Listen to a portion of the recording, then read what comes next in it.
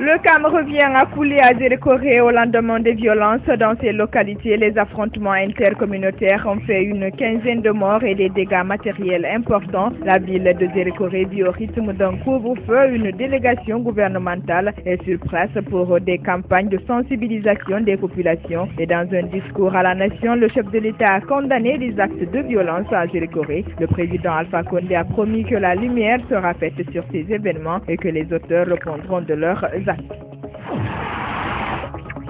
Passation de service au ministère d'État chargé des travaux publics et des transports. Le nouveau directeur général du fonds d'entretien routier est officiellement entré en fonction hier mardi. Mohamed Traoré, jusque-là directeur national des routes préfectorales et communautaires, succède à Fodé Kabadjabi après 5 années d'exercice à ce poste. Le nouveau promu arrive à une période où plus de 80% des routes guinéennes sont dégradées. Le budget de la ville de Conakry pour l'année 2013 s'élève à plus de 37 milliards de francs guinéens. Ce budget, comparativement à l'année dernière, est nettement revu à la hausse. Il a été voté lundi à l'occasion d'une session de conseil de ville tenue au gouvernorat de la ville de Conakry. Publication mercredi sur l'ensemble du territoire national des résultats des examens nationaux session 2013. On constate une légère amélioration par rapport à l'année dernière. 64,3% d'admis à l'entrée en 7e année, 43,21% au BEPC et 34,69% au baccalauréat unique.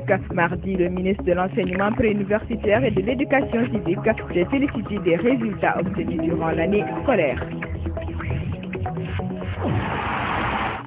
L'affaire Zakaria Diané Hassan Niari est de nouveau renvoyée par le tribunal du travail de Mafanko. Hassan Niari, de nationalité libanaise, est le poursuivi dans cette affaire. Il aurait pris un montant de plus de 150 millions à Zakaria. Un autre groupe de citoyens a déposé une plainte contre l'accusé pour des faits similaires.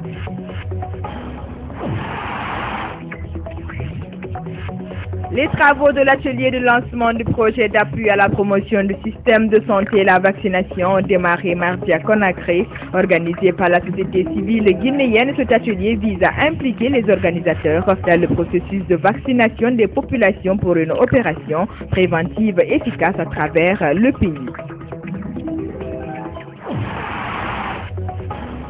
La vente illicite des produits pharmaceutiques à Conakry, une problématique tendant vers un phénomène normal à cause du niveau de vie des populations et du système de santé dans le pays. Qui le veut peut le faire, c'est le commerce des médicaments qui pourtant est prohibé pour les non-professionnels, un facteur de risque pour la santé des populations.